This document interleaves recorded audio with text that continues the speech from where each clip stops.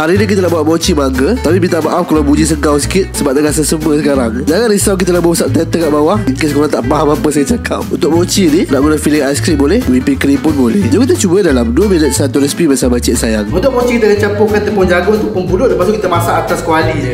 Kita perlukan dalam 1 cawan tepung pulut, dalam 2 sudu besar tepung jagung. Kemudian korang masukkan 2 sudu besar juga gula, 1 cawan susu sejat, susu dalam tin tu. Korang kacaukan dia dulu sampai dia sekata. Sebelum kita bukakan api, kita nak masak kita punya tepung ni. Lepas buka api, korang masukkan dalam 2 sudu besar margarin atau butter. Korang kacaukan dia. Api bagi sederhana je, dia punya tepung akan mengental. Korang keep kacaukan dia sampai dapat lebih kurang macam ni. Kemudian kita boleh angkat, kita nak sejukkan dia sekejap. Lepas tu kita masukkan dalam 2 ke 3 sudu tepung jagung. Kita nak sanggaikan dia. Lepas tu kita boleh taburkan ke atas kita punya tempat penguli. Ambil kita punya dough mochi tadi. Lepas tu korang boleh bahagikan kita punya dough mochi ni. Nanti senang kita nak ulikan dia. Lepas dah bahagikan, korang boleh gelek-gelekkan dough mochi ni. Nak bagi bentuk mochi ni cantik, korang letakkan atas mangkuk. Kemudian untuk filling dia, kita perlukan non-dairy whipping cream. Pastikan dia sejuk. Korang pukul sampailah dia kembang. Lepas tu korang boleh pipekan kita punya whipping cream ke atas mochi ni. Boleh ambil potongan mangga. Korang boleh guna buah apa-apa pun yang korang suka. Pipekan lagi sikit dekat atas dia. Lepas tu korang boleh cantumkan kita punya dough mochi ni. Rapat-rapatkan dia. Lepas tu hujung ni korang boleh guntingkan sikit, bagi dia kebas. Ambil satu paper cup letak dekat bawah ni. Kemudian siaplah kita punya mango mochi. Nak sejukkan sikit pun boleh, nak makan terus pun boleh. Simple je. Selamat berjumpa. Jom follow kami untuk lebih banyak resipi menarik.